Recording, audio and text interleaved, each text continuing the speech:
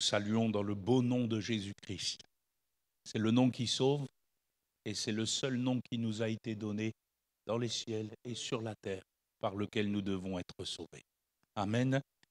Voilà, on va ouvrir l'écriture ensemble. Tout à l'heure, nous aurons le temps de la Sainte Seine, de la communion, la table du roi. Amen. De ce que le Seigneur est pour nous, il est le pain de vie. Alléluia.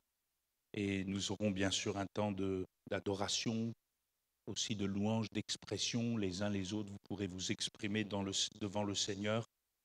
Mais il est bon aussi de méditer la parole, parce que l'homme ne vivra pas de pain seulement, mais de toute parole qui sort de la bouche de Dieu. On va ouvrir à nouveau le psaume 1er ensemble. Et je profite de cette parenthèse pour nous rappeler, au vu des événements que nous voyons sous nos yeux, et encore cette nuit, au Moyen-Orient, que le Seigneur vient bientôt. Et frères et sœurs, nous nous souvenons qu'Israël est la boussole de Dieu. Et c'est aussi l'horloge de Dieu. Il fera de Jérusalem une pierre pesante pour toutes les nations. Et néanmoins, nous voulons être vigilants, être prêts au retour du Seigneur. Amen. Quand ces choses arriveront, levez votre tête, votre délivrance est proche. Alléluia. Que le nom du Seigneur soit béni. Alors on a beaucoup partagé ensemble ces dernières semaines à partir de ce psaume 1er et en particulier de ce verset 3, la nécessité d'avoir des racines spirituelles profondes, d'avoir des racines spirituelles pleines de vitalité et d'être intensément et suffisamment enraciné en Christ, dans son amour, dans la foi, dans la persévérance et dans tout ce dont nous avons besoin pour pouvoir être bien ancré dans le Seigneur, ne pas être flottant avec toutes les philosophies des hommes, toutes les traditions des hommes, toutes les pensées des hommes, toutes les hérésies des hommes, et aussi et surtout d'être capable de résister aux pressions des différentes épreuves et des tribulations par lesquelles nous devons entrer dans le royaume de Dieu. On a aussi insisté à la fin de toute cette série de messages, vous pouvez la reprendre sur notre page YouTube, la nécessité d'être enraciné dans la vie de l'esprit, dans l'onction, et de ne pas ressembler à ces hommes que Jude décrit dans sa courte épître. Il définit comme des arbres d'automne 2 fois morts, déracinés, qui n'ont pas l'esprit, qui pourtant prétendent la posséder. Leurs fruits et leurs attitudes démontrent le contraire. Ils se repaissent eux-mêmes, dit-il. Ils font bonne chère au milieu de nous. Ils s'introduisent au milieu des faibles et détournent de la vérité pour la bonne et simple raison qu'ils ne sont pas enracinés dans l'esprit. Ce sont des hommes sensuels qui manquent de tout. Et dans la fin des temps, il y en aura beaucoup. C'est ce que dit l'Écriture. Après avoir dit et rappelé ces choses, je voudrais, sur cette série de messages, en ouvrir une complémentaire que j'ai intitulée « S'épanouir en Christ ». Et on va relire les 3 premiers versets de ce psaume 1er, certainement que nous le connaissons par cœur. Et il est dit ceci: « Heureux l'homme qui ne marche pas selon le conseil des méchants, qui ne s'arrête pas sur la voie des pécheurs et qui ne s'assied pas en compagnie des moqueurs, mais qui trouve son plaisir dans la loi de l'Éternel. » Notez cette expression, qui trouve son plaisir dans la loi de l'Éternel, qui la médite jour et nuit, littéralement, qui la rumine jour et nuit. Il est comme un arbre planté près d'un courant d'eau qui donne son fruit en sa saison et dont le feuillage ne se flétrit point. Tout ce qu'il fait lui réussit. Amen. Après avoir insisté sur l'enracinement de cet arbre, vous savez que l'arbre nous représente dans la Bible, nous sommes comme des arbres.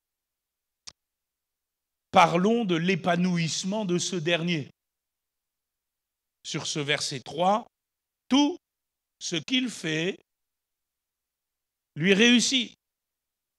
Et on peut dire quel épanouissement, quel développement, quelle prospérité. Et bien sûr, cela est spirituel. Et je pose la question ce matin à chacun d'entre nous, n'avez-vous pas envie d'une vie chrétienne prospère? N'avez-vous pas envie d'une vie chrétienne épanouie? Et ça pose cette question, suis-je vraiment épanoui dans le Seigneur? Vous savez, je suis pasteur depuis 2 décennies, un peu plus maintenant, et j'ai vu parfois des brebis du Seigneur qui ne sont pas vraiment épanouies. Certaines ont été marquées par des difficultés, des épreuves qu'elles ont traversées, et elles ne se sont pas pleinement relevées. D'autres sont languissantes, exténuées, sans véritable renouvellement dans l'esprit, sans vraie joie pour les animer. Elles piétinent. D'autres encore, tout en étant assis fidèlement dans les assemblées, errent malgré tout ici ou là dans leurs pensées, parce qu'elles se sont laissées gagner par la routine, la religiosité. Plusieurs peuvent boiter dans la foi, enfermés dans une espèce de torpeur qui les empêche d'avancer. Quelquefois un soubresaut, un élan nouveau, et puis elles retombent bien vite et voilà qu'elles sont ramenées dans la longueur. Et puis au milieu de toutes ces brebis, combien sont profondément blessés? Et ça ne se voit pas toujours. La voix des bergers ne les rassure plus vraiment. Sous leur laine épaisse se cachent des plaies vives que nul ne peut vraiment adoucir. Dès que vous vous approchez d'elles, elles fuient parce qu'elles ne savent plus faire la différence entre l'ennemi et l'ami. Leur souffrance est leur seul filtre. Elles ne sont pas épanouies. Mon père écrivait ceci un jour dans un de ses ouvrages. Pour certaines, la laine a bien jauni. Après des années de marche chrétienne qui ressemblent plus au chemin du calvaire. Jour après jour, la mort dans l'âme de l'être intérieur s'écoule comme une espèce de perte de sang.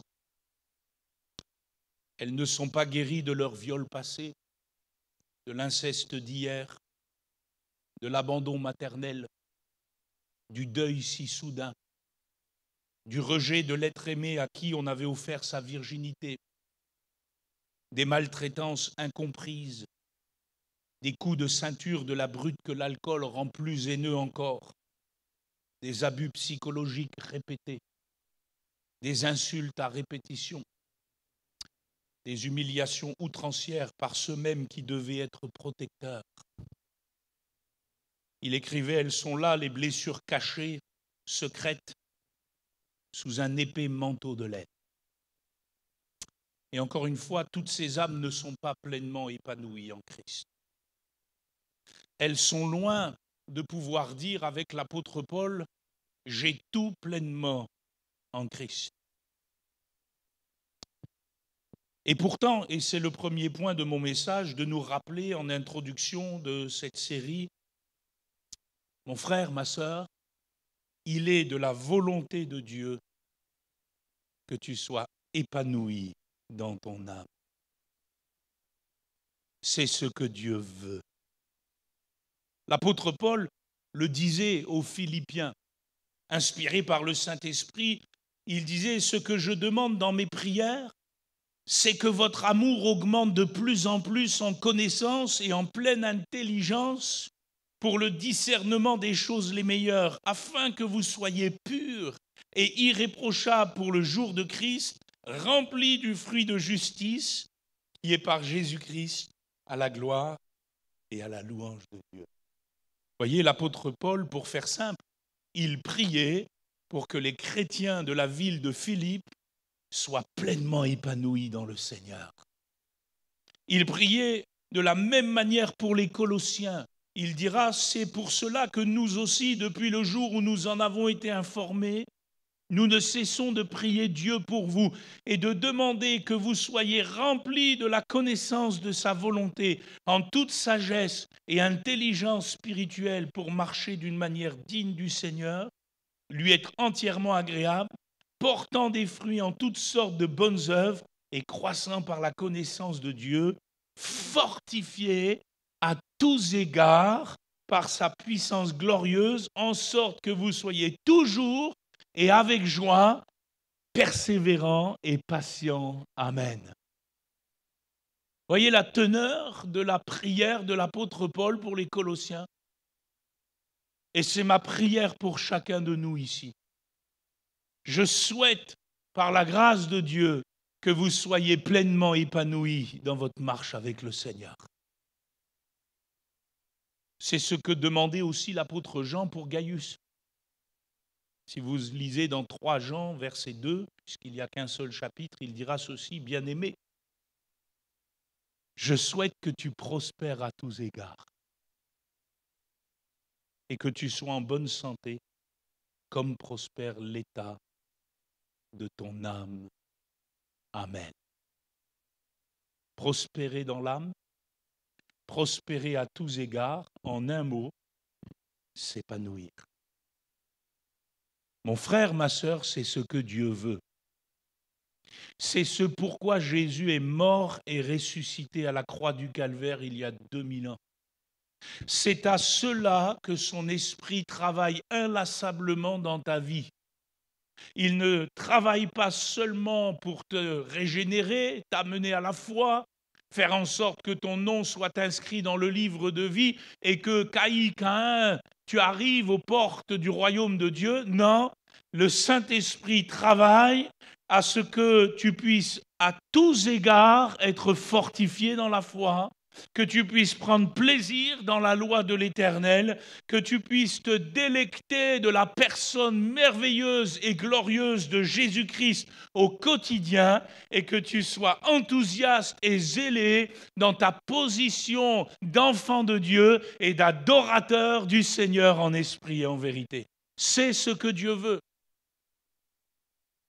Quelqu'un a dit ceci, le potentiel de la vie de Christ est infiniment riche et varié, englobant tout à la fois croissance, maturité et abondance sur le plan spirituel. Tout homme est appelé à s'épanouir dans la vie abondante de Jésus-Christ. Amen. Moi, je souscris à cela. Mon frère, ma sœur, je le répète, la volonté de Dieu pour ton âme, pour ta vie, pour ta personne, c'est que tu sois épanoui dans l'esprit. C'est que tu sois épanoui dans la foi, que tu sois épanoui dans tout ce que tu es, que tu sois épanoui dans ta connaissance de Dieu, que tu sois épanoui dans ton service pour la gloire du Très-Haut, que tu sois épanoui dans ton couple, que tu sois épanoui dans ta famille, que tu sois épanoui dans ta vie quotidienne, que tu sois épanoui dans tout ce que le Seigneur a prévu d'avance pour toi. C'est la volonté de Dieu. Jésus va le dire autrement. Je suis venu afin que mes brebis aient la vie et qu'elles soient dans l'abondance. Amen. Vous savez, il y a quelques années en arrière, j'ai eu le privilège de visiter la grande ville de Londres. Je ne sais pas si vous avez été dans cette capitale britannique. Et dans cette ville de Londres, il y a plusieurs parcs.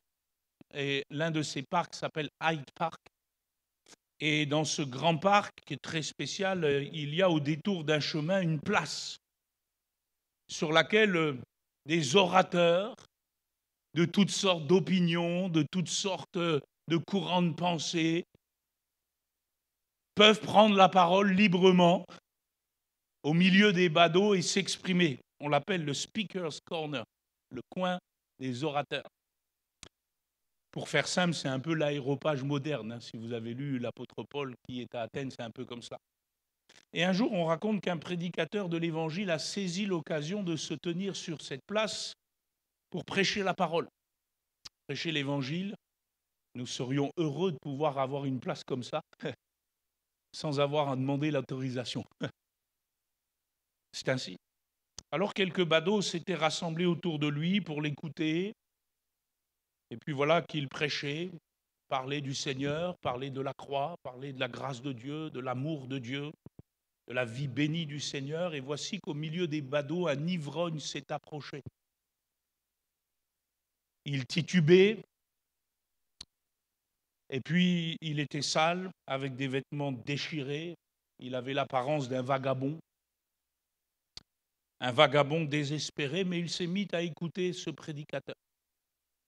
Et voilà qu'au milieu de l'auditoire, à la vue de cet homme, un homme a pris la parole. Parce que c'est ainsi sur cette place. L'orateur parle, mais certains peuvent lui répondre, c'est des dialogues. Et au milieu de cet auditoire, c'était un militant politique qui, semble-t-il, était venu pour semer un peu le trouble. Et dès lors qu'il a vu cet homme défiguré par l'alcool, il a lancé un défi au prédicateur et il lui a dit ceci: le christianisme n'apporte aucune solution aux problèmes de la vie. Notre parti politique, lui, est la réponse aux maux de l'humanité. Il va dire, regardez cet ivrogne, ses habits sont misérables, nous pouvons mettre de nouveaux habits sur cet homme. Le christianisme ne fait rien pour lui, mais nous pouvons lui donner des vêtements tout neufs.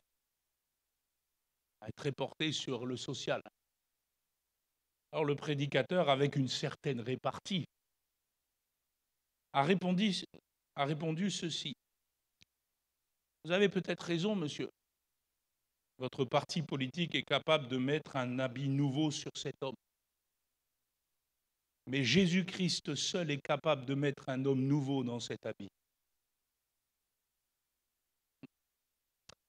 Et j'ai aimé cette illustration parce que c'est la différence entre l'épanouissement proposé par les hommes et l'épanouissement proposé par le Seigneur Jésus-Christ. Alors je pose cette question, très solennelle, ces questions. Êtes-vous vraiment épanoui dans le Seigneur? Y a-t-il un homme nouveau dans cet habit qui se plaît à vivre pour le Seigneur, qui peut chanter avec foi, avec zèle, c'est si bon de marcher avec le Seigneur? Est-ce que votre âme va bien? Est-elle bénie, guérie, apaisée, tranquille comme une brebis dans les bras de son berger? Appréciez-vous chaque jour de votre existence avec le Seigneur? Y a-t-il plus de joie que de peine dans votre cœur? Y a-t-il plus de guérison que de blessures dans votre âme? Parce qu'il est inévitable d'avoir des peines et des blessures. Mais y a-t-il plus de joie et de guérison que de blessures et de peines? Est-ce que vous marchez la tête haute dans le Seigneur? Ou est-ce que, comme cet ivrogne dont les habits étaient misérables et qui avait bien besoin de l'Esprit de Dieu, vous titubez dans la foi? Je le répète, entendez ce que le Seigneur a dit. C'est une parole forte, solennelle, puissante.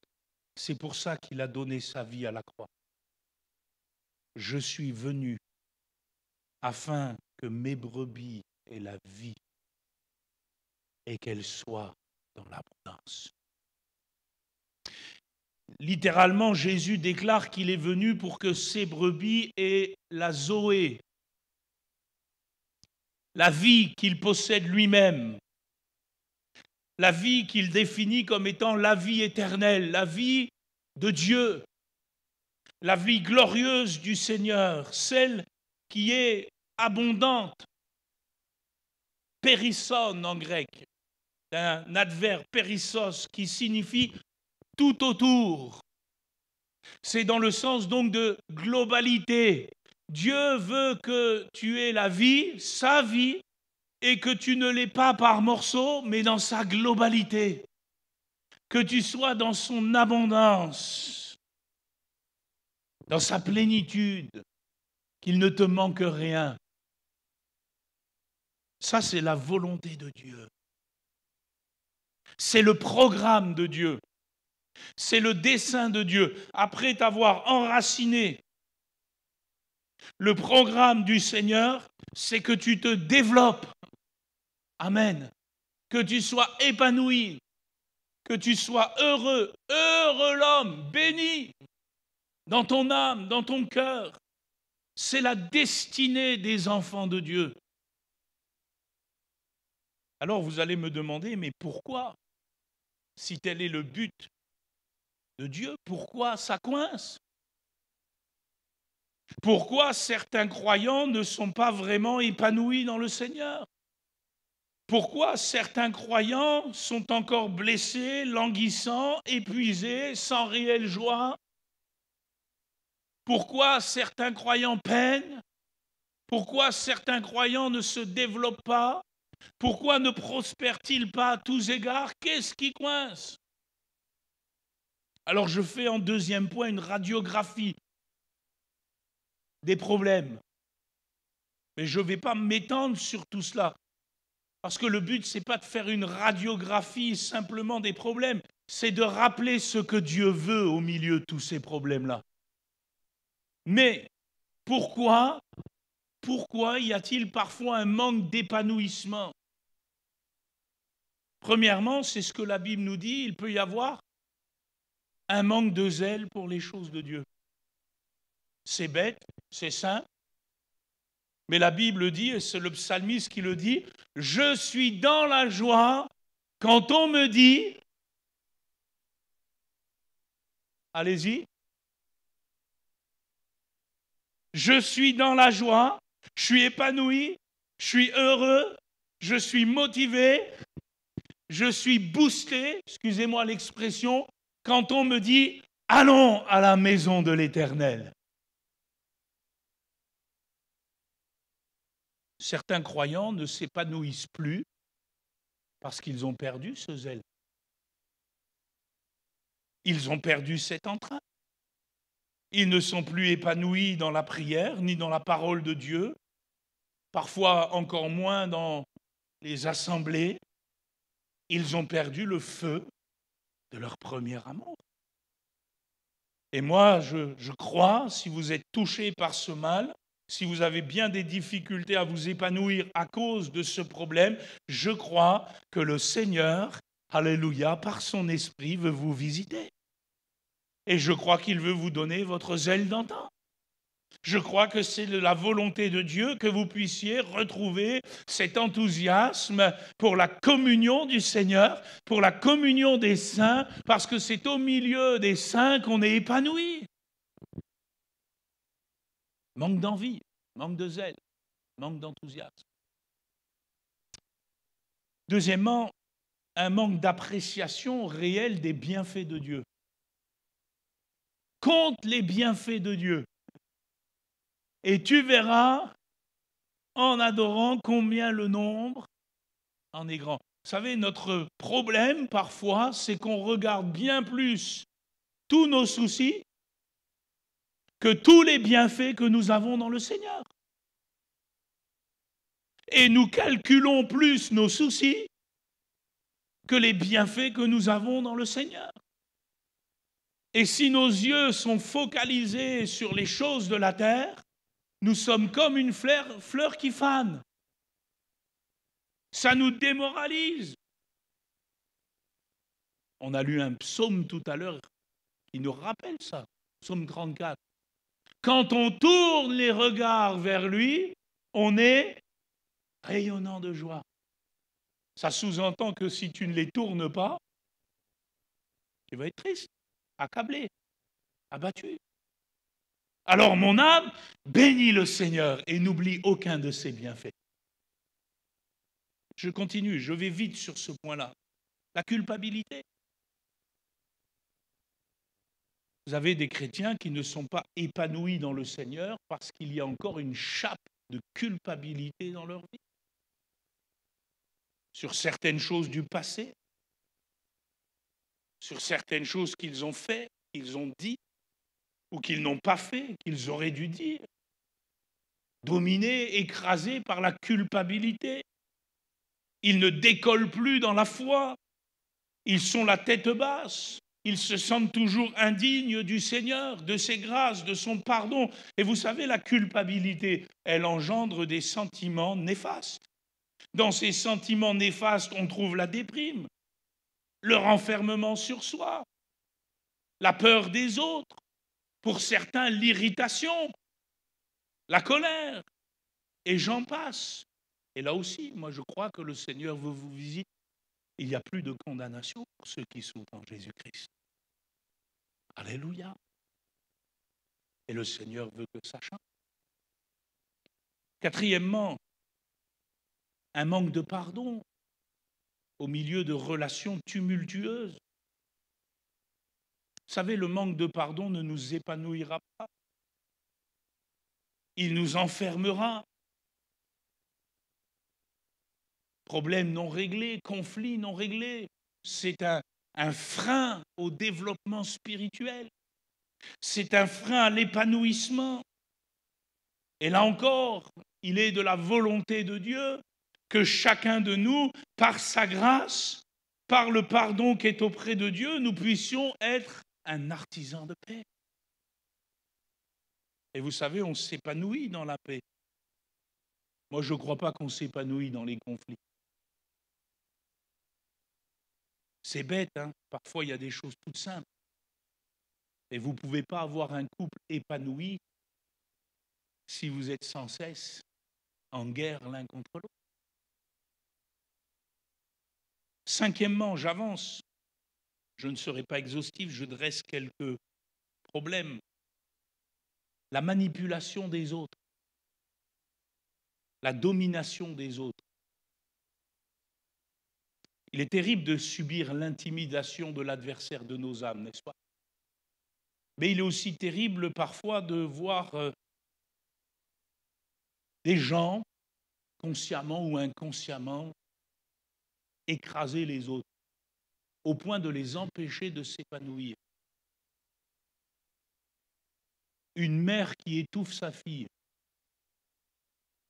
un mari ou une femme qui veut tout contrôler, un patron qui assomme ses employés, un enfant qui vous en fait pire que pendre. C'est comme si vous posiez un gros rocher sur une fleur. Comment voulez-vous qu'elle s'épanouisse? Combien sont dans ce cas-là? Ce jeu malsain de l'intimidé et de l'intimidateur. Je ne sais pas si ça se dit. Celui qui intimide.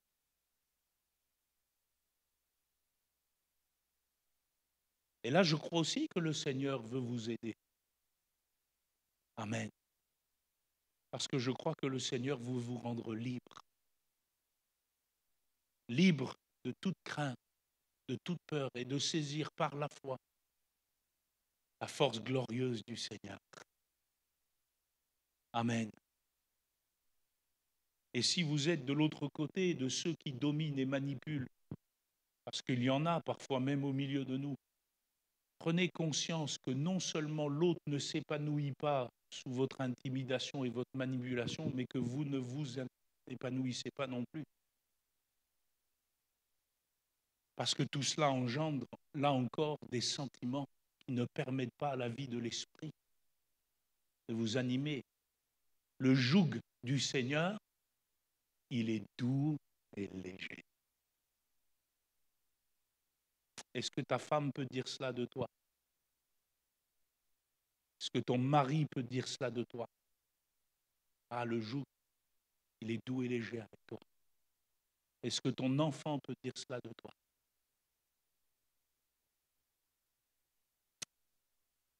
Sixièmement, une tristesse excessive.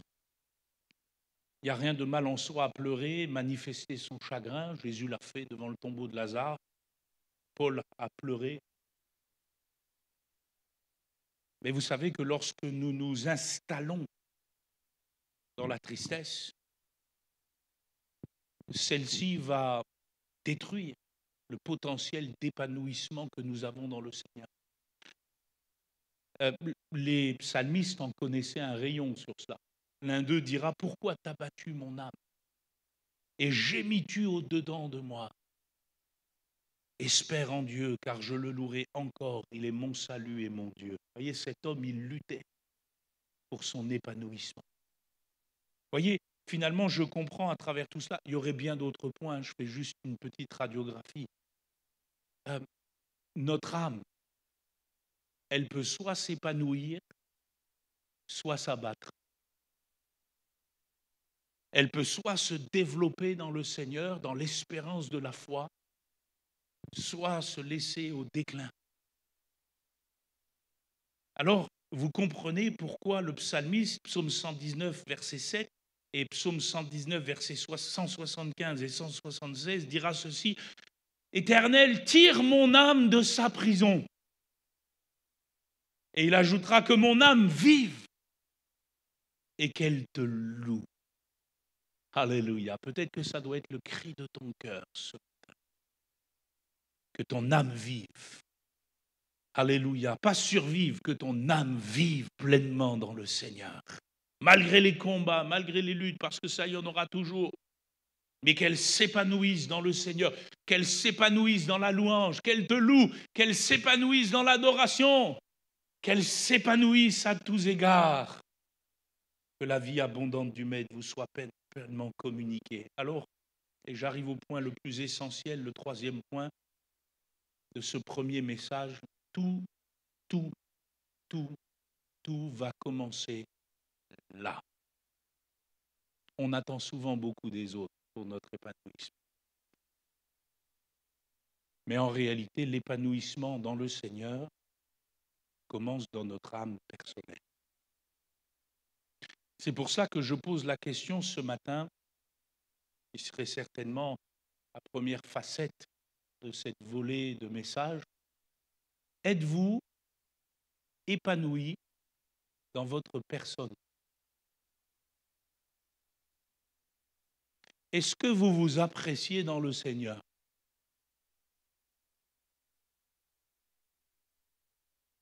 Est-ce que vous vous appréciez dans l'esprit? Est-ce que votre esprit se réjouit de ce que vous êtes par la grâce de Dieu? Est-ce que vous pouvez dire de concert avec le psalmiste, et on connaît bien ce verset, psaume 139, verset 14, « Je te loue de ce que je suis une créature si merveilleuse. Tes œuvres sont admirables et mon âme le reconnaît bien. » Il y a des croyants, peut-être vous en faites partie ce matin, il y a des croyants qui ne sont pas pleinement épanouis parce qu'ils ne s'apprécient pas vraiment dans le Seigneur. Alors notez bien, dans le Seigneur. Dans le Seigneur. Et non pas, ils ne s'apprécient pas tout court comme le monde le voudrait. Certains croyants ne savent pas vraiment qui ils sont en Christ, ce qu'ils sont devenus par la grâce de Dieu, opérant dans leur vie par le Saint-Esprit. Alors ils vont lutter sans cesse avec un problème d'estime personnelle. Et c'est, semble-t-il, le mal de ce siècle, hein, tout autour de nous, on le voit. On n'aime pas son corps, on n'aime pas ce qu'on reflète, on essaye de cacher ses défauts, de gommer ses imperfections, on fait semblant d'être ce que l'on n'est pas, on essaye de s'intéresser à telle ou telle chose alors qu'au fond, ça ne nous touche pas profondément, on esquisse un sourire alors qu'au fond, on est brisé, on veut ressembler à un tel ou à une telle alors que tout cela n'est que de la convoitise mal placée. On se dit que si l'on pouvait avoir ceci, ou si l'on nous permettrait de vivre cela, alors on irait mieux, et j'en passe. En un mot, on a un problème avec soi-même, mais surtout et avant tout avec ce que le Seigneur dit de nous. Parce que, frères et sœurs, le Seigneur, il ne fait pas de la psychologie avec nous. Le Seigneur, il déclare des choses merveilleuses pour nous. Et vous savez ce qu'il déclare? Et notre frère l'a dit tout à l'heure. Il déclare premièrement que nous sommes enfants de Dieu. Est-ce que tu le crois? Est-ce que tu crois que par la grâce de Dieu et l'opération du Saint-Esprit dans ta vie, tu es devenu véritablement un enfant de Dieu? Alléluia! Jésus déclare que nous sommes son chef-d'œuvre. Oui. Jésus déclare que nous sommes ses rachetés, que nous sommes ses oints, nous sommes ses élus. C'est ce que Jésus déclare par la parole. La parole déclare que nous sommes porteurs de la vie glorieuse du Seigneur, porteurs de ce trésor. Peut-on alors se mépriser si l'on porte un si grand trésor?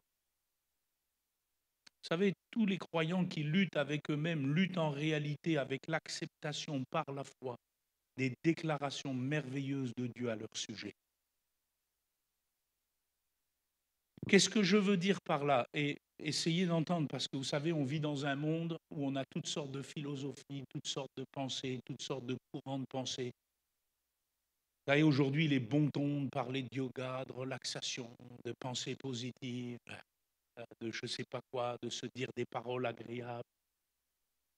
Vous remarquerez une chose, frères et sœurs, parce que nous sommes chrétiens ou nous ne le sommes pas. Si nous sommes chrétiens, nous croyons uniquement aux déclarations de Jésus-Christ dans ce livre. Vous remarquerez que les catégories psychologiques du monde moderne ne sont jamais justifiées dans les Écritures. Jamais vous ne voyez dans les Écritures une volonté de faire du développement personnel en mettant l'homme au centre. Ça, c'est la pensée de ce monde. Et je le dis ouvertement, cette pensée-là ne guérit pas les gens. Ça peut les aider, certes, à comprendre peut-être où sont leurs problèmes, mais ça ne les guérit pas. Parce que si on met l'homme au centre, on met un être blessé au centre, il ne guérit pas tout seul. Il a besoin de quelqu'un pour le guérir, et ce quelqu'un, c'est Jésus-Christ. Dans le royaume de Dieu, frères et sœurs, c'est important. Ce n'est pas l'individu qui est au centre, c'est le Seigneur. La vérité qui est annoncée par Jésus-Christ, elle est claire, nette et sans ambiguïté. Je la répète, je la martèle sur votre cœur. Jésus dit, je suis venu afin que les brebis aient la vie. Et je pose la question, quelle vie? La vôtre? La vôtre réparée? Non. La sienne.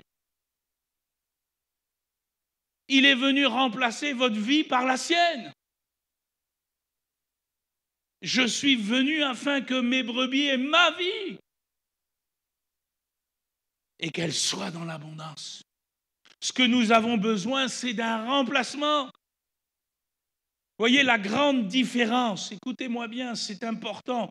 La grande différence entre la mentalité de ce monde et la parole de Dieu, c'est que le monde pense dur comme fer, que si les besoins d'estime personnelle, d'acceptation et d'importance d'un individu sont comblés, ce dernier sera forcément heureux. Il n'y a rien de plus faux, parce que la Bible enseigne que c'est seulement si les désirs et les motivations de quelqu'un qui sont tournés vers le Christ et son royaume, que ce dernier va lui donner sa vie, et là qu'il sera heureux. C'est une opposition profonde de compréhension de la vie. Excusez-moi, je vais casser un mythe ce matin. La Bible ne connaît pas le mythe de l'estime personnelle. Dans la parole de Dieu, il n'y a pas d'épanouissement personnel sans la personne de Jésus-Christ. La Bible dit ceci, et c'est le Seigneur qui le rappelle. Tu aimeras le Seigneur ton Dieu de tout ton cœur, de toute ton âme, de toute ta pensée et de toute ta force, et tu aimeras ton prochain comme toi-même. Vous avez remarqué que ça commence avec Dieu et que ça ne commence pas avec soi-même. La psychologie moderne vous dit, il faut que tu t'aimes un peu plus. Ça te permettra d'aimer les autres et de mieux t'épanouir. Jésus te dit non, il faut que tu aimes Dieu d'abord de tout ton cœur, de toute ta force, de toute ta pensée, et quand cela sera fait, son amour va te permettre de t'aimer et d'aimer les autres. Vous comprenez pourquoi je suis pasteur?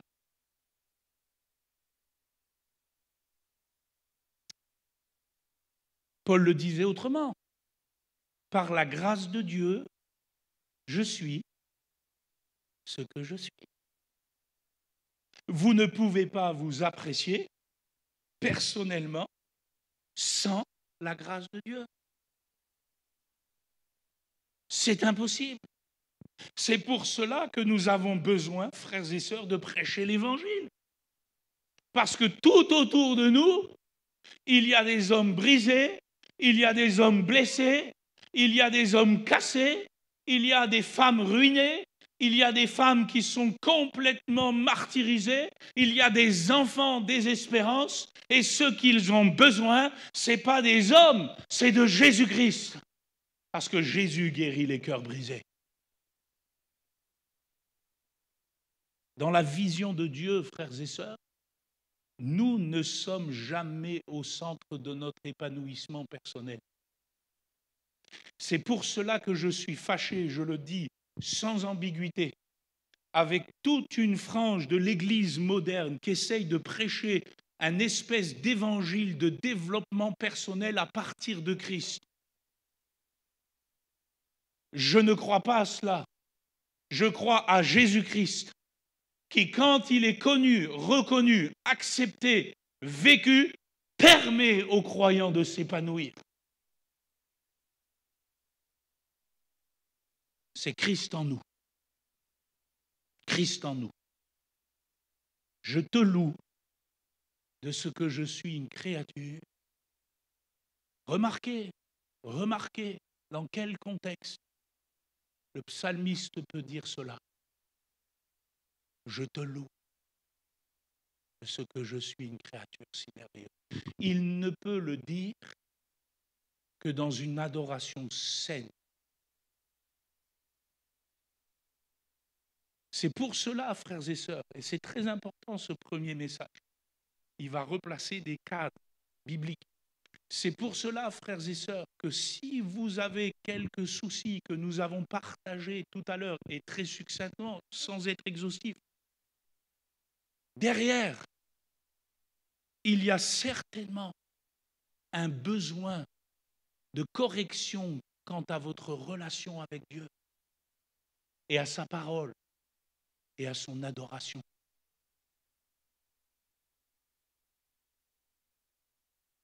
Ce que je veux dire par là, frères et sœurs, c'est que je crois, basé sur la révélation des Saintes Écritures, que chaque chrétien s'épanouira de plus en plus personnellement dans le Seigneur,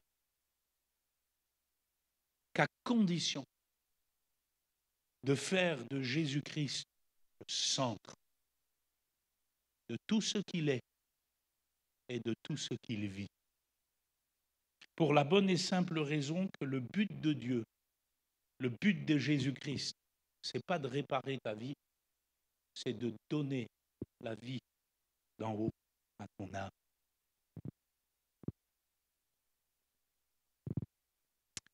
Quand le chrétien développera de plus en plus une vie de louange et d'adoration saine dans le Seigneur, basée sur la révélation de sa parole, il se réjouira de plus en plus de sa vie, de ce qu'il possède, de ce qu'il est, malgré les vicissitudes et les combats intrinsèques à cette existence. Alors l'équation peut paraître trop simpliste parfois. C'est ce qu'on nous reproche. C'est trop simple. L'homme est bien plus complexe. L'âme de l'homme est bien plus complexe. Et on va vous pondre des théories. Mais je pose la question, sans dénigrer qui que ce soit, mais dans un constat simple. Dites-moi, les cabinets de psychologie se désemplissent? C'est bien notre sœur, hein? Il y a de plus en plus de gens guéris autour de nous par les efforts des hommes.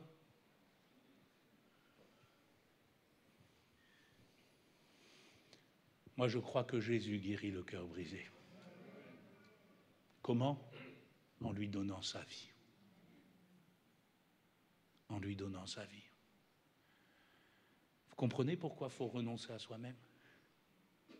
Même dans nos blessures, même dans nos difficultés, même dans ce qu'on n'est pas encore. Parce qu'il ne peut y avoir la vie de Jésus dans l'abondance que si nous diminuons. Il faut qu'il croisse et que je diminue. Alors, dernier point, ça m'amène aussi à vous parler, toujours dans cette facette de votre âme personnelle, parce que tout commence là, cette relation avec le Seigneur. Peut-être aussi de vous parler de la fausse modestie. Vous savez, parfois, et ça c'est notre chair, elle veut se ranger derrière aussi certaines catégories pour éviter certaines œuvres du Seigneur. Et je m'explique. Si la Bible ne connaît rien du mythe de l'estime personnelle, puisque toute estime est dans le Seigneur, que celui qui se glorifie de connaître le Seigneur. Elle ne connaît rien non plus à des catégorisations d'hommes sur le caractère. Vous savez, ça aussi, c'est de bon ton. Ah, lui, il a un caractère sanguin. Ah, elle a un caractère introverti.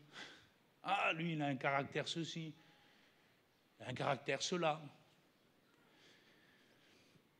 Dans la Bible, on ne parle pas de toutes ces choses-là, parce que toutes ces choses-là sont des importations des conceptions grecques du psyché dans la psychologie moderne comportementale. Dans la Bible, on trouve des péchés liés au caractère. Quand on dit avoir un caractère sanguin, souvent on a un péché qui s'appelle la colère. Mais c'est tellement plus facile de dire qu'on a un caractère sanguin. La Bible parle de faiblesses liées au caractère. Mais, et c'est ça l'œuvre de Dieu, frères et sœurs, la Bible nous présente surtout et avant tout le caractère béni et glorieux de Jésus-Christ. Et il nous dit, quelles que soient nos faiblesses, quels que soient nos combats avec nous-mêmes, que le but du Saint-Esprit, c'est que nous puissions vivre le caractère de Jésus-Christ. Devenez les imitateurs de Dieu. Et c'est ce que l'apôtre répétait aux Éphésiens. Et aux Romains, il dira, car ceux qu'il a connus d'avance, il les a aussi prédestinés à être semblables à l'image de son Fils, afin que son Fils fût le premier-né entre plusieurs frères. Il t'a destiné à être comme le Seigneur, dans tout son équilibre. Dites-moi, vous avez trouvé une faille de caractère au Seigneur Jésus-Christ? Pourtant, il était fort, le Seigneur, n'est-ce pas? Mais il était doux. Pourtant, le Seigneur, il était vrai, mais il était plein de compassion. Avez-vous trouvé une faille chez Jésus? Le Seigneur, il était proche des gens, tout en n'écrasant pas les gens. Il était parfait. Qu'est-ce que je veux dire par là? En tant que chrétien évangélique centré sur la parole de Dieu et au vu de tout ce qu'on entend, nous devons absolument apprendre à faire la différence, écoutez-moi bien, entre ce qui relève de notre personne, c'est-à-dire nos goûts, nos couleurs, nos aspirations, nos traits de personnalité, ce qui nous distingue des uns et des autres. Et ça, c'est tant mieux, parce que ça, c'est unique, c'est l'œuvre de Dieu. Vous êtes ce que vous êtes. Mais il faut faire la différence entre ce qui relève de votre personne et ce qui relève de votre nature charnelle et pécheresse, qui doit absolument mourir pour laisser place à la vie de l'esprit. Et souvent, on confond les deux. Parfois, on confond tellement les deux qu'on demande à l'autre de changer ce qu'il n'est pas appelé à changer, tout en voulant garder en nous ce qui doit impérativement être changé. Vrai ou pas?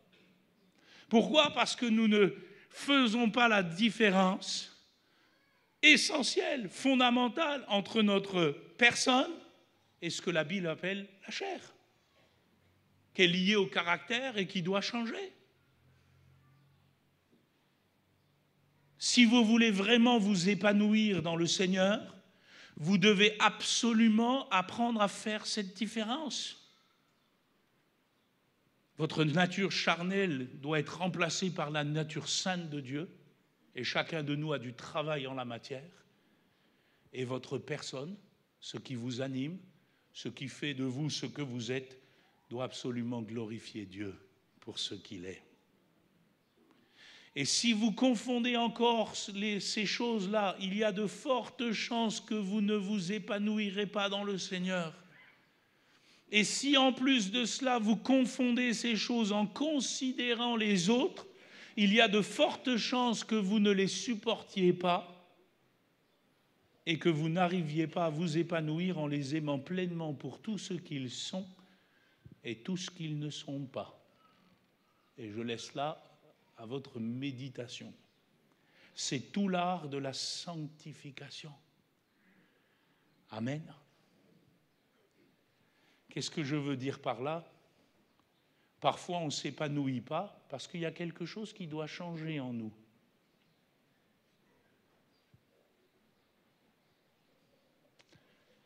Et parfois, on ne s'épanouit pas parce qu'on voudrait ressembler à une autre personne, alors que le Seigneur nous a fait tels que nous sommes. Et si seulement les chrétiens pouvaient comprendre ça, on irait bien mieux dans nos familles, on irait bien mieux dans nos couples, on irait bien mieux dans nos relations fraternelles, on irait bien mieux dans l'Église. Ce serait déjà un grand pas pour pouvoir avancer. Je termine, conclusion, et on va partager le repas du Seigneur. Êtes-vous épanoui en Christ? Trouvez-vous vraiment du plaisir à marcher avec le Seigneur? Est-ce que vous apprenez à vous développer dans le Seigneur, en laissant la vie du Seigneur vous animer? Ou est-ce que vous êtes toujours au centre de votre épanouissement personnel? La différence, elle est notable, parce que celui qui va mettre Christ au centre et qui va laisser le Saint-Esprit l'irriguer en lui donnant la vie de Christ, tout en diminuant dans ce qu'il doit diminuer, tout en restant dans sa personne ce qu'il doit être, équilibré comme Jésus, à la fin, il va pouvoir dire, comme Paul, ce n'est plus moi qui vis, c'est Christ qui vit en moi. C'est Christ qui vit en moi. C'est fort, c'est profond ce qu'il dit. C'est plus toi qui dois vivre. Problème d'épanouissement personnel, il est simple, c'est qu'on s'est mis au centre. Moi, il me manque ceci, moi, non. C'est Christ qui vit en moi. Et vous savez, quand Christ vit réellement dans la vie de quelqu'un, cette personne, elle est épanouie. Pour la bonne et simple raison que Jésus est épanoui. Il ne connaît pas le Seigneur de dépérissement. Où en es-tu dans cela, mon frère, ma sœur? L'évangile de Jésus-Christ, ce n'est pas un évangile de développement personnel. L'évangile de Jésus-Christ, c'est la puissance de Dieu pour le salut de quiconque croit. C'est l'évangile qui condamne à mort la chair et sa propension à l'orgueil, mais c'est aussi l'évangile qui nous permet de recevoir par le Saint-Esprit la vie de Jésus. La vie de Jésus. Je ne m'épanouirai qu'à mesure de ma croissance dans l'excellence de la connaissance de Jésus-Christ, mon Seigneur. Finalement, écoutez-moi bien, peut-être si vous avez quelques soucis dans votre âme, ce n'est pas ce que vous êtes. Ce n'est pas ce que vous réussissez ou ce que vous ne réussissez pas. Ce n'est pas ce que vous êtes capable ou ce que vous n'êtes pas capable. Ce n'est pas ce que les autres reconnaissent ou ce qu'ils ne reconnaissent pas. Ce n'est pas si on vous en donnait l'occasion ou si on ne vous en donnait pas l'occasion. Ce n'est pas ce que vous découvrirez si vous pouviez ou si vous ne pouviez pas. Et je pourrais continuer longtemps ainsi. Ce n'est pas vous, c'est ce qu'il est. C'est ce qu'il est capable de faire. C'est ce qu'il est capable d'être dans votre cœur. C'est ce qu'il est capable de vous communiquer par son esprit. C'est ce qu'il est capable de vous faire vivre malgré la maladie, malgré l'handicap, malgré l'échec, malgré la porte fermée, malgré l'attente, malgré le manque de moyens, malgré l'incompréhension récurrente malgré le manque de ressources. Finalement, frères et sœurs, c'est ce qu'il est. Je puis tout par celui qui me fortifie. Mon frère, ma sœur, Dieu veut que tu sois épanoui en Christ. Je souligne ça. Dieu veut que tu sois épanoui en Christ. Il n'y a pas d'épanouissement sans Jésus. Il faut que ce soit Jésus qui vienne et qui prenne toute la place. C'est sa vie qui doit t'animer. Et lorsque sa vie va t'animer, tu seras dans l'abondance. Tu vas voir que les choses vont changer dans tes pensées, dans ton cœur, dans ton esprit. Vous savez, souvent, les gens sont ce qu'ils pensent. On en parlera. Souvent, nous sommes ce que nous pensons. Mais moi, je veux penser à Jésus-Christ. Je veux penser comme le Seigneur. Je veux laisser le Seigneur prendre toute la place. On va prier. Les musiciens vont s'approcher. Je voudrais qu'on chante un chant avant la Sainte Seine. Chant bien connu.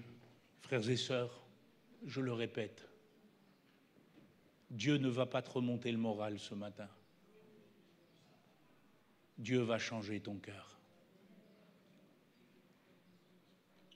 Dieu ne va pas te passer de la pommade.